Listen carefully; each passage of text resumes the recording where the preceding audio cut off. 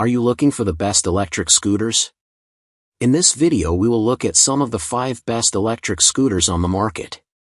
Before we get started with our video, we have included links in the description, so make sure you check those out to see which one is in your budget range. Number 1. Apollo Go, 2024. For anyone looking to make the most of their trips around town on an electric kick scooter, I recommend the Apollo Go. 8 out of 10, Wired recommends. It's not the lightest scooter, not the fastest, nor does it have the longest range, but it triangulates these points to offer the best combination of specs.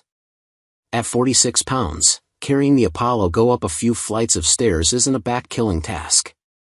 It folds down with a simple latch system, though the latch requires some force to pull down, and the stem locks into the deck.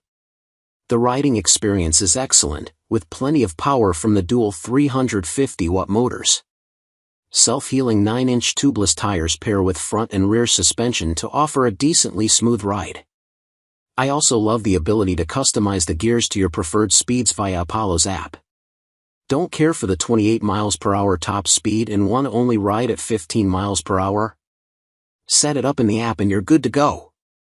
I also maxed out the regenerative braking in the app, so I rarely had to use the rear drum brake and just used the reg and thumb brake to come to a quick halt. Apollo includes a lot of extras, too, like a bell, excellent turn signals, LED lighting for visibility, a headlight, and a dot display that is super visible in broad daylight. The Apollo Go is a great all-around scooter and an excellent first ride for anyone looking to enter the world of micromobility. Number 2. Segway Max G3. Segway's Max G3 is nearly identical in price to the Apollo Go, but it offers more power and range with a weight trade-off. That extra oomph is enough to make it reliable for longer commutes, like if you're scooting to the office and back home. But my favorite part of the Max G3 is its 3.5-hour recharge time. I've had so many situations where I did not take my scooter somewhere because I forgot to charge it, and it needed 6 or 12 hours to get back to full. That hasn't been an issue with this Segway. Just pop it on the charger and roughly 3 hours later, you're good to go. Even better is that the charger doesn't have a giant AC brick attached. It's a simple, lightweight cable that's easy to pack, so you can quickly recharge at the office or even a coffee shop. I predominantly rode the scooter in drive mode, which maxes the top speed at 16 miles per hour. You can put it in sport to go 20 miles per hour, and if you unlock the speed boost in the app, you can max out at 28 miles per hour. Drive mode was plenty for me, and legal in New York City, and it enabled a healthy range without worrying about the battery dying. I ended my trip from Bed-Stuy, Brooklyn, to 36th Street in Midtown and then back home with around 25% remaining, roughly 18 miles, and I could probably go an extra mile or 2 further. Speeds decreased a smidge going up the slope of the Williamsburg Bridge, though that didn't happen in sport mode. It's plenty powerful. The 11-inch self-sealing tires, paired with the dual hydraulic suspension, also make for a relatively smooth ride. It's easy to set up, the Segway app has many customization options, and folding the scooter is a breeze. At 54 pounds, carrying it up a few flights of stairs is manageable.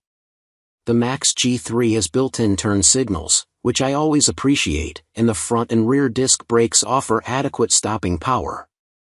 The TFT display on the handlebars is bright and can even show details like caller ID and navigation via Here Maps when connected to your smartphone.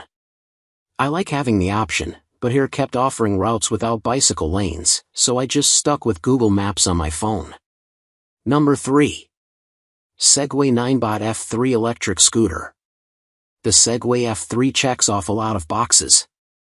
The app experience is feature-rich, it has turn signals and a bell, and it can hit 20 miles per hour on its highest speed mode.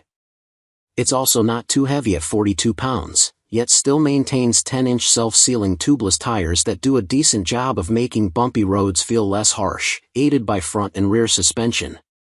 It's simple to fold up, though not quite as seamless as Niu's folding system.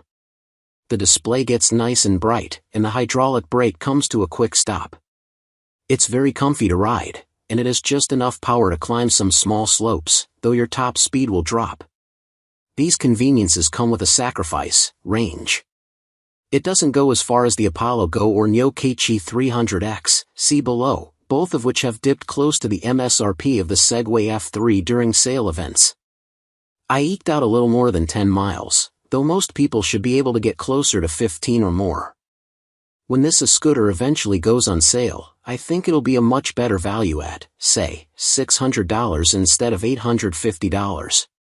Still, I thoroughly enjoyed my time scootering around town on this thing, and for most people living in a city where every amenity is already nearby, it'll do the job. Number 4.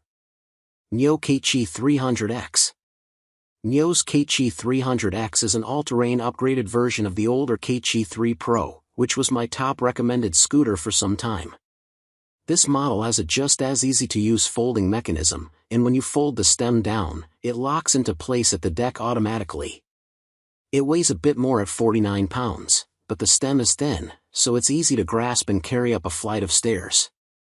It's a well-rounded riding experience that rivals the Apollo Go, with great suspension and thick 10.5-inch tubeless tires.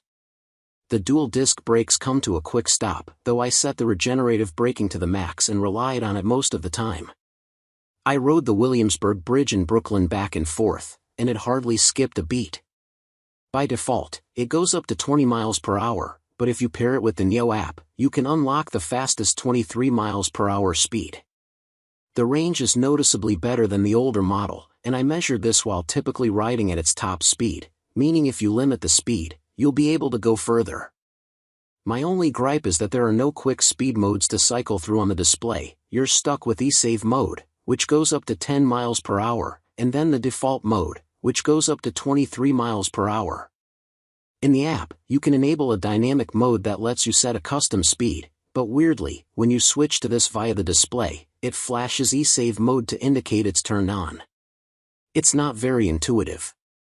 I wish there were basic modes to choose from without hopping into the app. You also get turn signals, but they're annoyingly not time-based and don't turn off automatically. Enticed by the 300X? It's worth considering the Niu KQi 300P. It's nearly identical but has a slightly lesser motor and range at a lower price. Number 5. Segway E2 Pro.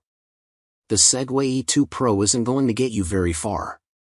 I traveled less than 10 miles on a single charge, though most people weigh less than I and can get better range. It's heavier than it looks, at 41 pounds, but it's quick to fold down and easy to carry by the stem.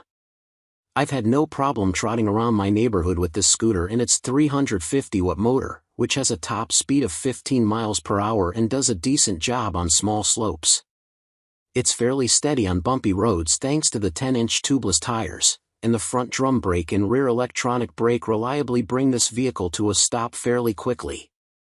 It's worth noting that, as a safety precaution, you have to pair it with Segway's app to unlock the full speed. My favorite addition is the turn signals, which you can easily access on the handlebar. I just wish there were a timer to automatically stop the blinkers after a few seconds, because you have to manually turn them off.